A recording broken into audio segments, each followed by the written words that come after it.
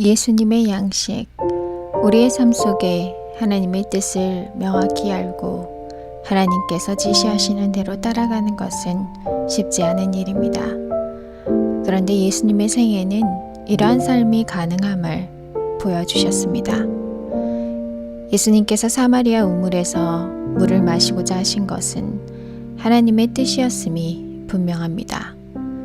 그리고 예수님은 사마리아 여인과의 대화 가운데 자신의 배고픔도 잊어버리셨습니다.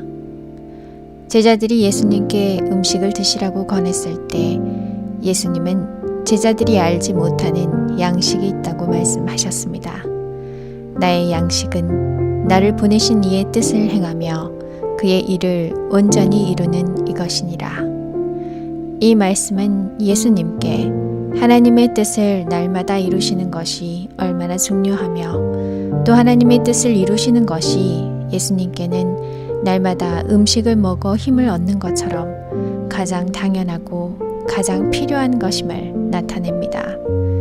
하나님의 뜻을 알고 이루시는 매일의 삶을 사셨기에 겟세마네 동산에서 땀이 핏방울처럼 떨어지는 그 혹독한 투쟁 속에서도 할만하시거든 이 잔을 내게서 옮겨달라고 기도하시면서 내 원대로 마옵시고 아버지의 원대로 되기를 원하나이다 라고 하셨습니다. 이렇게 아버지 하나님의 뜻이 이루어지도록 온전히 굴복하신 것입니다. 예수님은 이 땅에서 사시는 동안 예수님 자신을 위한 계획을 전혀 세우시지 않으셨습니다. 예수님은 예수님을 위한 하나님의 계획을 받아들이셨고 날마다 하나님 아버지께서는 아버지의 계획을 예수님께 나타내 주셨습니다. 우리도 이와 같이 우리의 매일의 삶의 생애가 단순히 하나님의 뜻을 이루는 생애가 될 수 있을까요? 우리 스스로는 당연히 이룰 수가 없습니다. 그러나 우리가 전적으로 우리의 길을 진심으로 하나님께 내어 맡긴다면 하나님께서는 지상에 예수님께서 하셨던 것처럼 우리의 발길을 인도해 주실 것입니다.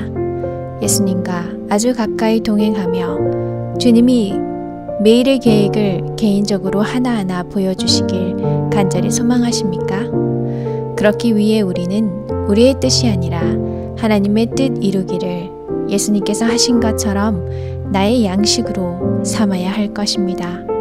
하나님의 뜻을 이루는 것이 날마다 우리가 먹는 음식처럼 가장 당연하고 가장 필요한 것으로 여겨지길 소망합니다.